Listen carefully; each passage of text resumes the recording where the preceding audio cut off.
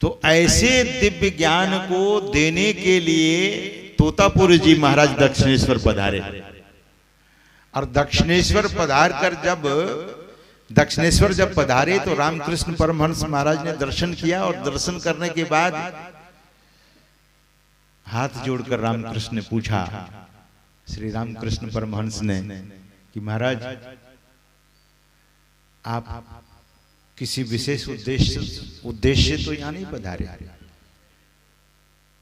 तो बोले, हाँ, मैं आया हूं तुझे वो ज्ञान देने के लिए। कौन सा ज्ञान? बोले, दिव्य ज्ञान। महाराज, दिव्य ज्ञान क्या होता है?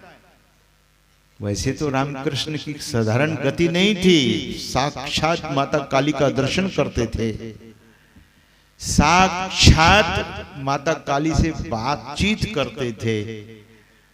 तो बोले, मैं तुझे दृष्टि योग की क्रिया देने आया हूं, अंतर साधना की बात बताने आया हूं। बोले, क्या होगा? बोले, ईश्वर के स्वरूप का बोध होगा, माता के स्वरूप का बोध होगा।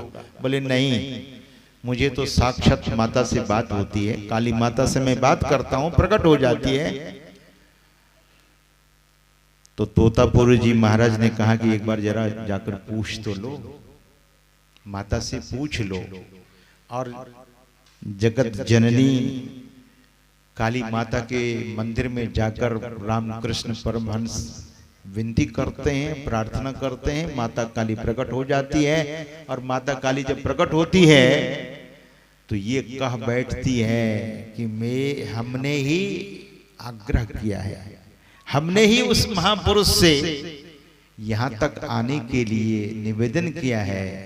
गदाधर, रामकृष्ण परमहंस का नाम गदाधर भी था, तो उनसे आप युक्ति प्राप्त कर लो।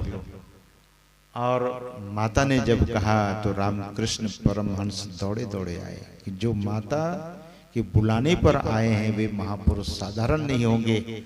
और वहां जाकर उनसे प्रार्थना करते हैं, प्रणाम कर प्रार्थना करते हैं, निवेदन करते हैं कि महाराज, मुझे आप बताने की कृपा करें कि वो कौन सी सदयुक्ति है जो जगन माता के सत्य स्वरूप को हम जान सकेंगे। तो श्री रामकृष्ण परमहंस देव जी महाराज को तोतापुरी जी ने दृष्टि योग की साधना बताई है, अंतर साधना की बातों को बताकर दीक्षित कर। और तोतापुरी जी महाराज ने कहा कि बैठ जाओ। जैसे ही ध्यान में बैठते थे रामकृष्ण परमहंस, तो माता काली सामने आ जाती थी। दृष्टि उनकी एक नहीं होती थी।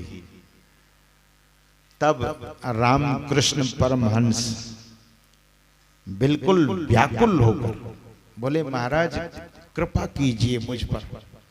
मां सामने आ जाती है, कृपा कीजिए।